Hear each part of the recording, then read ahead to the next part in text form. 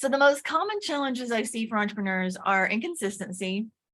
So that can, being consistent with motivation or action, follow through, admin, marketing, all those things, and self-doubt.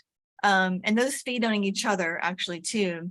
And self-doubt can be doubt in what you're doing because of the outcomes not happening as fast as you thought or hoped, or many other things, and then the impatience also ties into self-doubt. So, and then a lot of times people don't understand or think about actually the reality of like how long it takes a business to grow and what to expect as far as growth. And I think people often have high expectations of how things are going to go when actually it just takes time, So yeah, you may not want to hear that, but we're in the third dimension here, and it does take time. And even this creative process of being in a business takes more time to see results than you would think. And things also move eventually, and you can create momentum eventually too. So 3 of the traps that create self-doubt, inconsistency, and impatience, and under-earning is another one that's there. Under-earning is a big one, like not earning as much money as you need or deserve, or or deserve for what the value you're putting out in the world. So 3 of the traps that I want to address during this 4-day challenge are perfectionism, self-sabotage, and procrastination. And then day 4 has a surprise topic. So I'm excited to share that as well. So today we're going to talk about self-sabotage, because self-sabotage is more of an overarching concept that most of these things fit underneath, right? So self-sabotage, and so today, just to give you an overview, we're going to look at what it is, what causes it, how it looks in your life, essentially.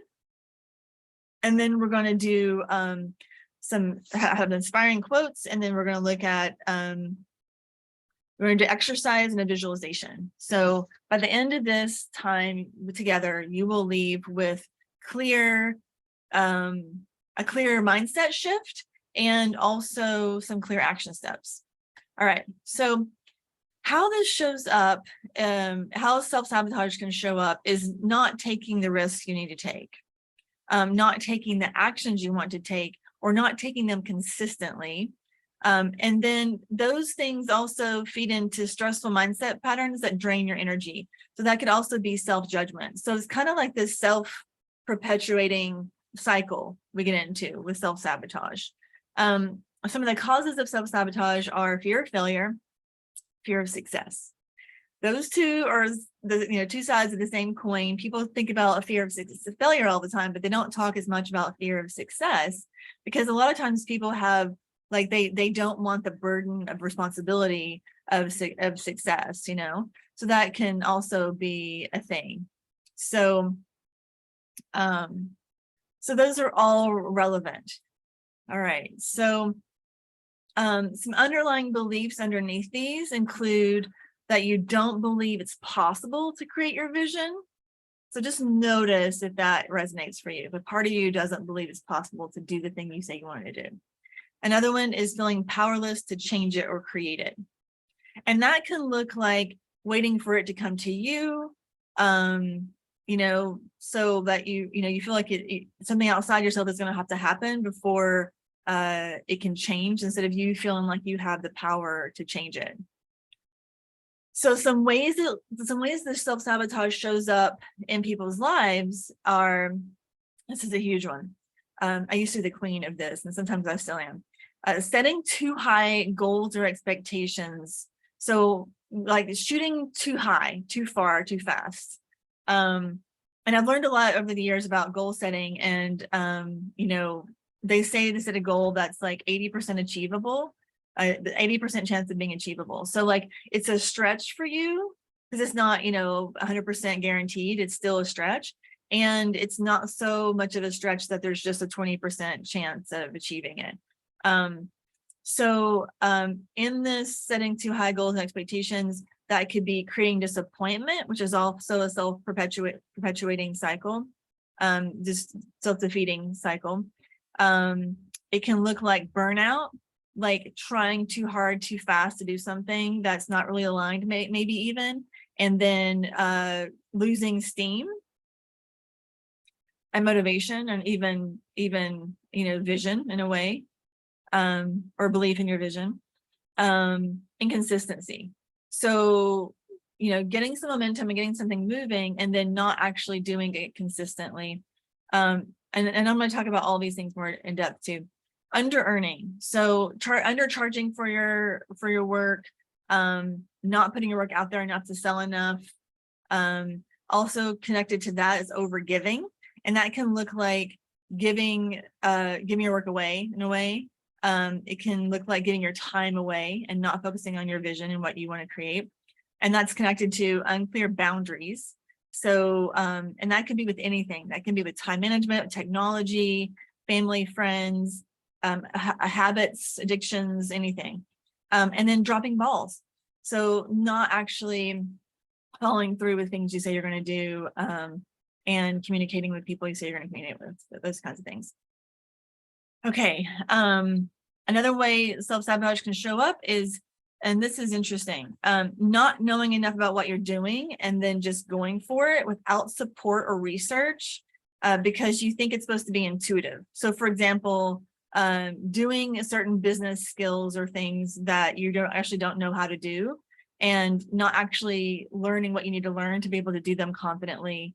And I'm not saying no, I don't go for it or don't go for it, but like there is a certain level of learning that needs to happen too, like actual skills. And so sometimes people think that business is intuitive and you should just be able to do it without actually learning the skills it takes. These are also connected too. So not giving yourself the environment or support or accountability. So this is like sort of the masculine side of masculine being a container of something. The environment, support, or accountability or structure, I would say, to succeed. So basically that can be not having a work environment that's conducive to getting stuff done, having habits with technology that don't support you doing important things, losing momentum, and getting it caught into self-judgment without having any kind of structure and accountability and support to pull you out of that often, like a support group or structure for having to put things out into your business. Let's see here. And then another one is like basically a loss of self-trust, like feeling like you've started things before and it hasn't always finished, you haven't finished it or hasn't gone the way you thought. So not believing is not believing is possible now and feeling powerless. Like the belief that it didn't work before, so it won't work now. So getting caught in that, that lack of self-trust or self-doubt, or self-judgment even, and not feeling like you can step out of that and into the present moment and the future instead of the past. Another self-sabotage cause is not being fully committed to your vision or not having a clear vision. So not really knowing what you want and just kind of spinning wheels, but actually, the cure for that is getting clear on what you want exactly, envisioning, and being able to step into commitment to it every day. Okay, there's 3 more of these. Okay, so all right, so part of getting caught in the cycle of self-judgment is feeding self-judgment with questions that are disempowering in your mind even. So asking yourself disempowering questions such as, why can't I blah, blah, blah, or how come I can't blah, blah, blah, or how come I always da, da, da. So like kind of like poo-pooing on yourself basically, by asking questions that your psyche gives answers to that they're not actually helpful, right? So your mind finds answers to questions you ask, and if you're asking questions that are not giving you like, an uplift, then it's, and like I'm pulling you out of this kind of things, pulling your head out of your ass basically, then you're creating self-inflicted stress in this spiral, in this cycle of self-judgment. Another one is capped money ceiling. So not doing the money mindset work it takes to support you actually receiving money and then having the habits to manage it. And those are all connected. So that can look like guilt for receiving money, lack of self-worth, not trusting yourself with money, fear of being burdened by responsibility for making money, and like the things that, like saying, if you have this business, then you have to keep doing it, and also maybe even feeling like you have to create something you don't actually want, and not having a concept of a vision that you're inspired by, that you're excited about. Okay, and this is the last one. And all right, so basically, okay, so this is a little bit nuanced. So resisting the things that you need to do, that you want to do, because you're over identified with stereotypes of how you see yourself. So for example, sometimes artists, creatives, healers, and spiritual people, or empaths, any of those kind of categories, I fall into all those myself. The over-identification of like, oh, I'm not a business person, or I'm not good with numbers, or I'm not good at math. And if you heard my TED Talk, you heard my whole math story about how I wasn't good at math when I was a kid, and how I avoided numbers and ended up filing bankruptcy in my first business. And I was the worst with business stuff. I didn't do my numbers. I barely did marketing. I was in magical thinking with my business plan. And then eventually, after I bounced off a couple of bottoms or like hit a couple of bottoms, I got support and stretched into areas I resisted. And after many years, I'm a total business geek now. I believe that business is fun, creative, and a dynamic creative process that's a vessel for impact. And I love it. So basically, if you have some part of you that's like saying that you don't, I'm not this, or I'm not that, and you're holding yourself back because of it, just be aware of that. And we're going to do some exercises about that thing, because I think that's really where this biggest key is, honestly. And then another thing that's tied into this. So what we're talking about here is left brain versus right brain. And so the left brain things I'm talking about that you might resist, that are areas you might sabotage, are money, numbers, financial planning, all that kind of stuff, planning ahead, period, in your business, not following through, or being inconsistent with marketing. So these are all stereotypes of like, starving artist, the flaky healer, like all that kind of stuff, right? And our strength as healers, creatives, is in the right brain. It's in the intuition. It's in the visualization, the other realms. Basically, it's not necessarily in like getting shit done, but we can do that, and we can stretch into it. And that's what has to happen for us to step into our potential and our highest impact. So here's this amazing quote by James Clear. So James Clear wrote the book Atomic Habits, which is genius.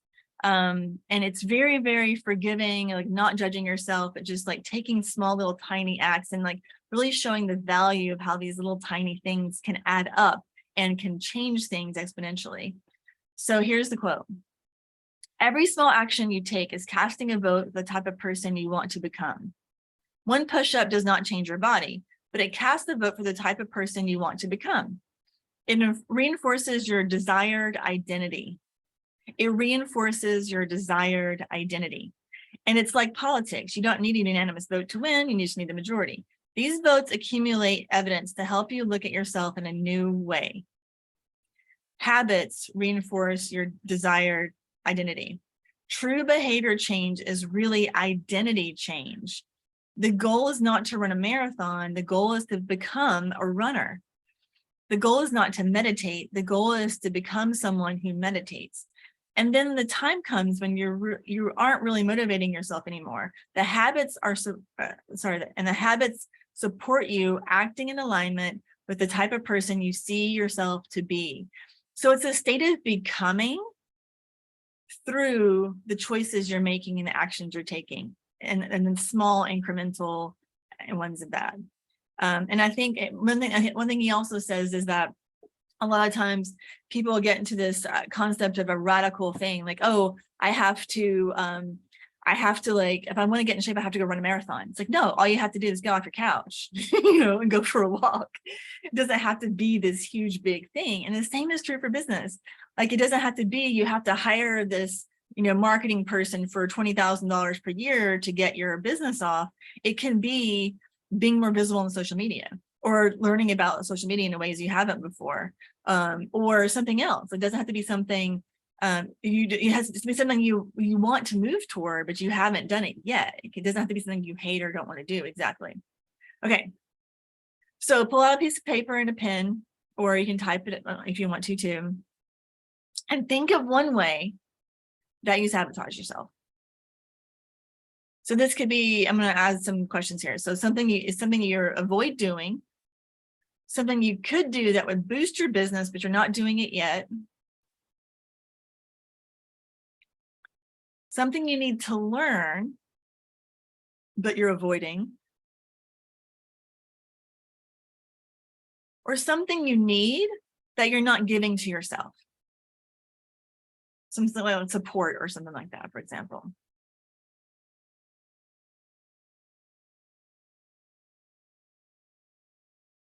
And the thing about this stuff is that it can be super simple too. So you can type in the chat here, for those of you live, what is a way that you sabotage yourself? So something you avoid doing, something you could do that would boost your business, but you're not doing yet, something you need to learn, but that you're avoiding, or something you haven't, some kind of support you need, but haven't given it to yourself yet.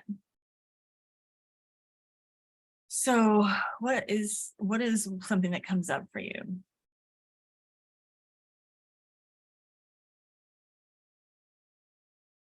I think for me, sometimes I get overwhelmed by ideas. And so I'll have a billion ideas, and then I'll get a burst of energy and I'll try to do them all at once instead of spreading them out. So I'm working on right now, creating a structure where I'm spreading things out over a year instead of like, trying to do it all at once. So I'm motivated. Okay. So one person just chimed in, not giving them their self-support, give time to others rather than self. So, okay, got it. So like not prioritizing your own time for yourself and for your vision. Got it. Thank you for sharing. Okay. All right. Scattered ideas, not finishing one thing, even small steps. So, yeah, so that has to do with the time thing too. It's the same person. So yeah, got it. And also creating priorities, Yeah, beautiful, beautiful awareness. Okay. I noticed here, I'm just gonna clarify, I'm not asking you to judge yourself at all. And for whatever this thing is that comes up, having compassion for that action, that thing that is happening there, and we'll talk a lot more about that this week, but that's, that self-compassion for the part of you that feels afraid, that has been, wants to get things done and can't focus, whatever. So really having compassion for that part of yourself and acknowledging it, that it's trying to do something, it's just not as effective as it could be. So, all right. So one person said, okay, so one person hates social media. So she's like delaying putting her work out there on social media and how to do it. Okay, got it. Yeah. Yeah. And, and it may not be that that's the way to put it out there too. It could be that there's something you're excited about that's more interesting to you, a way to put it out there. But if you hate it, then I would say learn how, get some support in learning how to do it. Because learning, like, for example, Instagram is this whole world. I hired a social media manager last year for a few months, and I learned so much I didn't know. I'm thinking about doing a class on it just because I feel like there's so much basic stuff that we don't know. And when you know it, it really changes the game. So that kind of thing is helpful to get support, if you want. And then the thing is, like, you can get support and dive into it and then change your mind. I did that I remember one time I was trying to learn some new jewelry. When I had a jewelry design business, I was trying to learn some new jewelry skills, and I went to this mentor, and I, went to, like, she was going to show me all this stuff. And I was like, I don't want to do that. And I was like, oh, great. So I took the step, and then I can let it go because I got clear that I didn't want to do it. And I got clear on what I did want to do. So sometimes it's just taking that next step, even though it may not lead you where you think, Okay, great. Okay. So now we're going to, thank you for sharing, those of you who shared. All right, so now we're going to do a visualization for a few minutes. And it's going to be, oh, I have one more share real quick. Okay, great. So more cash flow control, better project and time management, more personal time. So time management basically. And cash flow, I can, this is a client who's typing, I can actually show you a tool for that as well. Okay. And then, all right. So not finishing a project for a client that needs to happen, and procrastinating that thing. Okay. So then asking yourself like what that is, and it's figuring out what you need to get it done. So that's a good question to ask yourself. What would you need to do or have in place to get it done? And, don't shy away from bribing yourself. I'm a big fan of bribing myself. Okay, I'm going to do this. And after I finish it, or after I do half an hour, I'm going to do this. It totally works for me anyway, for a lot of people. Yeah, or set a deadline and then break it down into steps as well. So hopefully that's helpful too. Yeah, and I'm excited to see what that is because I know that person's work and it's gorgeous. Okay, so visualization. Okay, so take a breath and settle into your chair. Loosen your jaws, relax your face, your shoulders. Take a couple of deep breaths and just noticing the surfaces beneath you, supporting you, and feeling that grounding.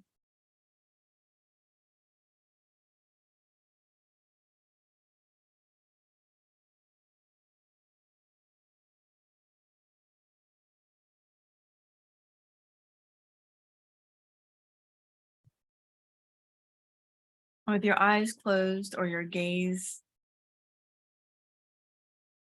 low, imagine, and just to really bring you into this, let your imagination take over here. Don't get into your head too much about this. You can trust the process here, and I'll show you what to do with it afterwards.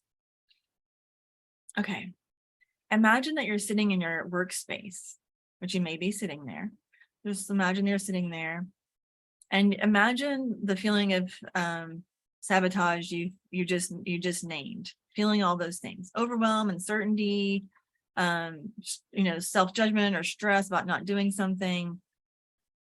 And just feel that for just a second and notice that's where you're at. And breathe into it. And tell yourself it's okay. And then when you look up, you notice that there's someone in the room with you, and it's your future self that is more business savvy than you are today. This is a future self that has made more progress and created momentum in the business. And they have more support and structure, and they've made things happen. They've created that for themselves. And just notice how they look different from you. What they look like, how do they walk, how do they hold themselves, and what are they wearing? Just notice.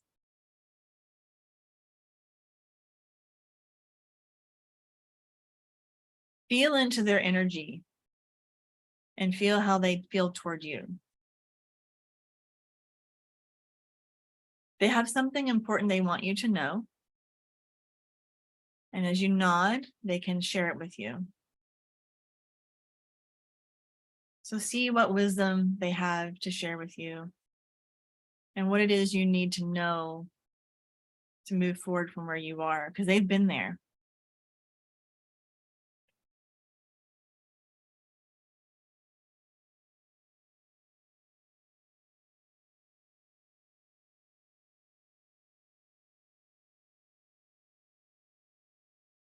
Let's see if there's anything else they want to share with you.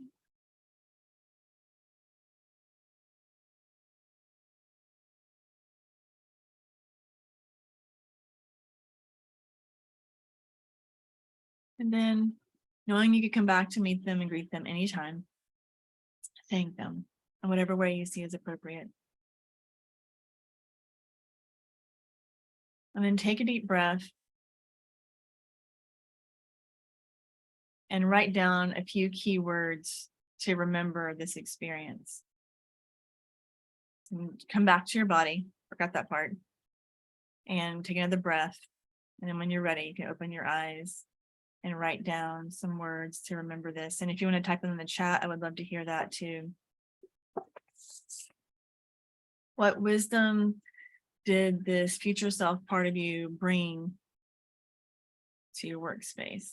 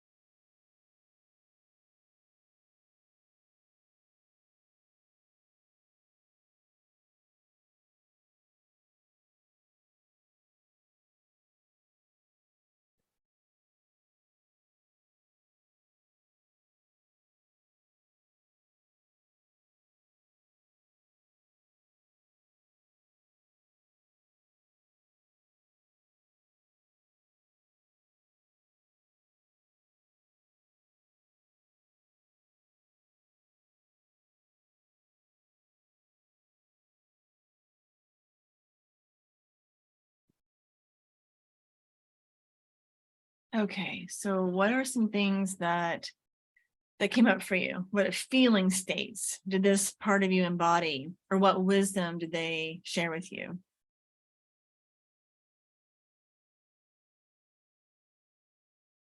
Okay, one person said, dress each day like I'm a CEO that's empowering and will put you in the mindset to be CEO. Okay, great. Ooh, I like that. So really nice, like it's sort of a anchoring of this embodiment of being that person, you know? I love it. Great. Thank you for sharing.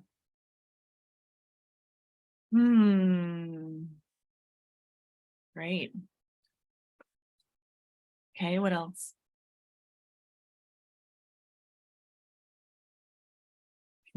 Part of me is like, really, do I have to do that from the waist down? Because I like to wear comfortable pants when I'm on Zoom.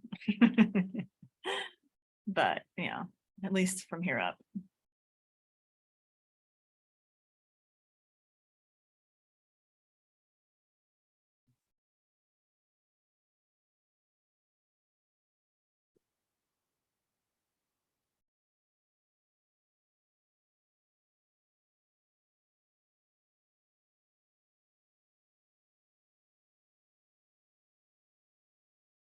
All right, clear clutter and space in mind because you love the look of clarity. Okay, so like your space reflecting clarity. Create one project with a plan to move toward becoming the type of person you want to identify with. Okay, so one project and with a plan. So the plan is supporting and anchoring and structuring this person you want to become, this part of yourself you want to access basically too. Great, I love it. All right, one person's affirming the clean clutter thing. Yeah, clutter, and I used to be a professional organizer.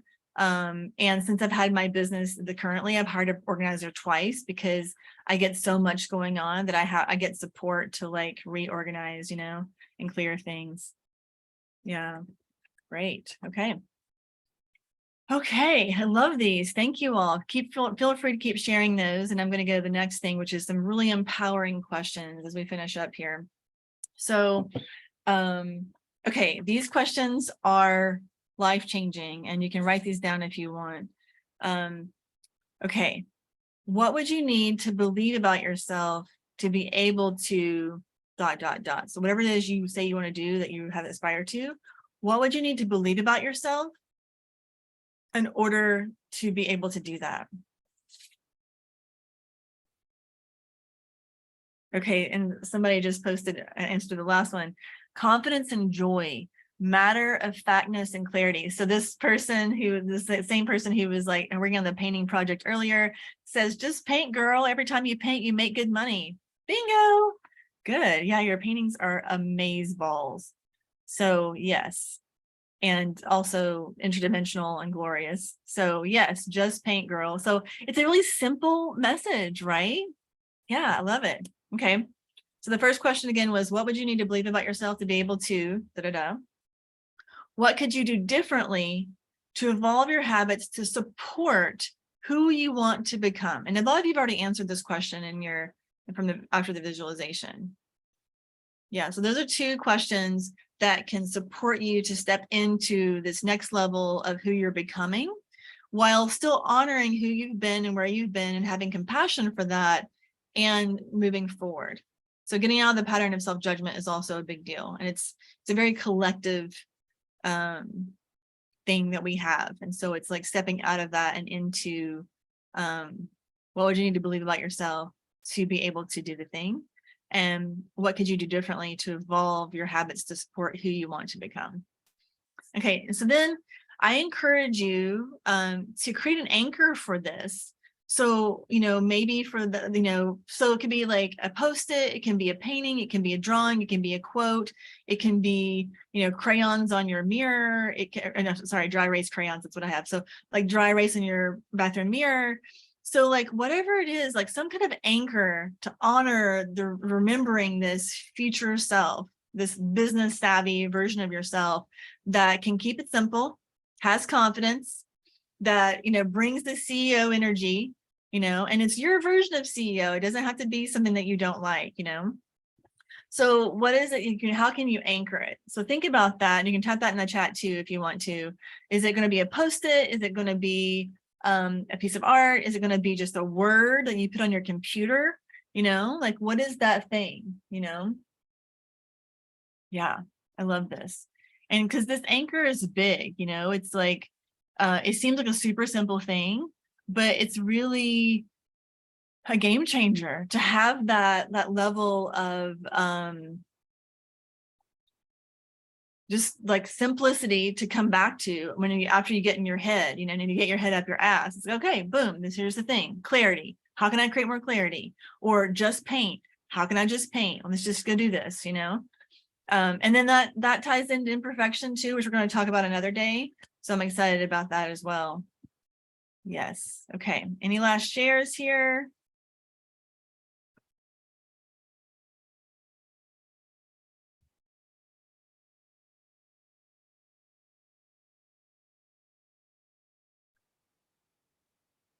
So the next couple of days, we're going to talk about perfectionism and procrastination. And the Friday, we're going to talk about the 2 C's that you need. So I'm excited about all these things, and they all tie into each other. It was really hard to figure out the linear process to teach this because I could teach it so many ways.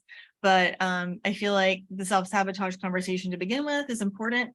So yeah, and feel free to review this, like listen to this again to remember like all these little simple things that you can do and to shift, from self-sabotage and to recognize it so you can shift it. Because that's really the key. Is like, oh, okay, that's that. I'm doing this, And there's something I'm going to share this week that's going to be huge in helping your brain unravel that as well, So I'm really excited about all that.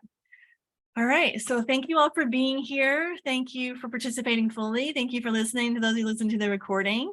And I'll see you tomorrow for day 2 of the Get Your Head Out of Your Ass Challenge. I'm Jen Ailey. I'll see you soon. Thank you.